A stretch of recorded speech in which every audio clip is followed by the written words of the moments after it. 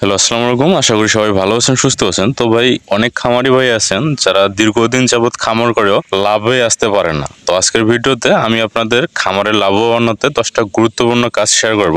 তার আগে একটা কথা বলতে চাই ভাই, যে খামারের লাভবান হওয়া কোনো সহজ কাজ নয়, কিন্তু অসম্ভবও কিছু নয় ভাই। অনেকেই মনে করেন যে গরু কিনলেই বুঝি খামার থেকে লাভ আসবে, কিন্তু বাস্তবে ভাই খামার পরিচালনা মানে হলো প্রতিটি পদক্ষেপ ভেবে ও পরিকল্পনা করে এগিয়ে যাওয়া।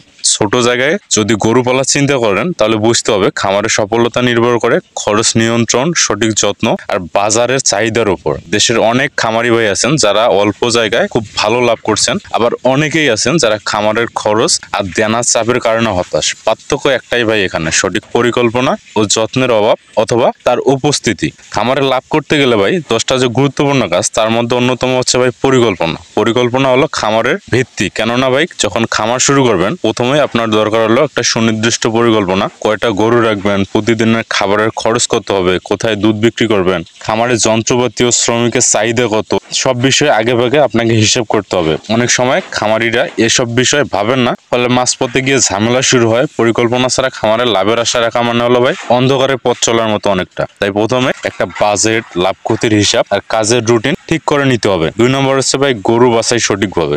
বাজারে অনেক গরু বিক্রি হয় ভাই, কিন্তু সস্তা গরু কিনে লাভের আশা রাখবেন না। ভালো জাত বাছাই করুন, যেটা আপনার এলাকার আবহাওয়া ও পরিবেশের সঙ্গে মানিয়ে নিতে পারে। 3 নম্বর হচ্ছে ভাই খামারের পরিচ্ছন্নতা ও আরামদায়ক পরিবেশ। গরুর ঘর অবশ্যই পরিষ্কার, শুকনো ও আরামদায়ক হতে হবে। পাকা মেঝে, ভালো বায়ু চলাচল, ঝড় বৃষ্টি থেকে গরু রক্ষা করতে দেয়াল ও ছাদের ব্যবস্থা করতে হবে। খামারের ময়লা জমলে গরু অসুস্থ হয়, যার ফলে চিকিৎসার খরচ বাড়ে। পরিচ্ছন্নতা বজায় রাখলে গরু স্বাস্থ্যবান থাকবে, দুধের পরিমাণ ভালো থাকবে। প্রতিদিন গোবর পরিষ্কার করা খুব জরুরি। 4 নম্বর হচ্ছে ভাই নিজস্ব উপায়ে ঘাস চাষ করা।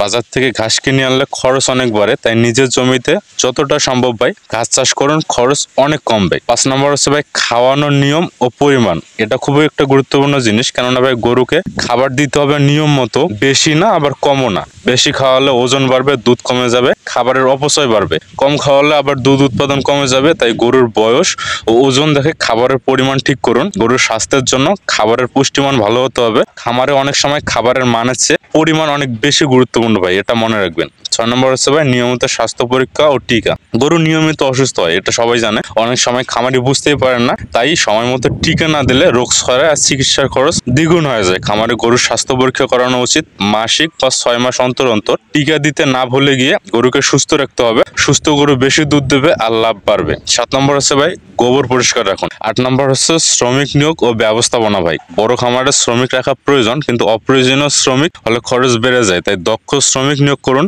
কাজ ভাগ করে দিন, নিয়মিত তাদের সঙ্গে যোগাযোগ রাখুন, শ্রমিকদের কাজে উৎসাহ দিন আর মনোযোগী রাখুন। এতে খামারের কাজ ঠিক মতো হবে আর খরচ নিয়ন্ত্রণে থাকবে। 9 নম্বর হচ্ছে ভাই বাজারের দাম বুঝে বিক্রি করুন। দুধ বিক্রির সময় বা গরু বিক্রির সময় বাজারের দাম বুঝে বিক্রি করুন। এক্ষেত্রে ভাই সব থেকে বেশি ভালো হয় কাছাকাছি বাজার খুঁজে নিন, যেখানে বেশি দাম পাবেন। 10 নম্বর হচ্ছে ভাই অত্যাধুনিক প্রযুক্তি ব্যবহার। আজকাল মোবাইল অ্যাপ বা বিভিন্ন টেকনোলজি দিয়ে খামারের হিসাব নিকাশ খুবই সহজ বিষয় একটা। তারপর হচ্ছে বায়োগ্যাস প্ল্যান্ট বসালে খরচ কমে। গরুর স্বাস্থ্য মনিটরিং করতে আধুনিক যন্ত্রপাতি ব্যবহার করুন। সরকারি ও বেসরকারি প্রশিক্ষণ নিলে খামারের দক্ষতা বাড়ে আর লাভ বৃদ্ধি পায়। আর একটা কথা বলতে চাই ভাই, যারা আমার রেগুলার নিয়মিত ভিডিওগুলো দেখেন, আমি আপনাদের একটা কথা বলতে চাই যে আমার নিজস্ব অভিজ্ঞতা থেকে, কারণ আমি দীর্ঘ প্রায় 4 বছর ধরে খামার চালাচ্ছি ভাই। খামার কোনো ভাই জুয়া না, এটা যে আপনি এখানে রাতারাতি কোটিপতি হয়ে যাবেন। আপনাকে অবশ্যই নিয়মিত পরিশ্রম করতে হবে, কঠোর পরিশ্রম করতে হবে, ধৈর্য ধরতে হবে এবং সবকিছু বুঝে শুনে অতিরঞ্জিত বা অতি আবেগের বশে কাজ না করে আপনাকে সমস্যাগুলো বুঝে তারপর সমাধান করতে হবে। তাহলে আপনারা এখান থেকে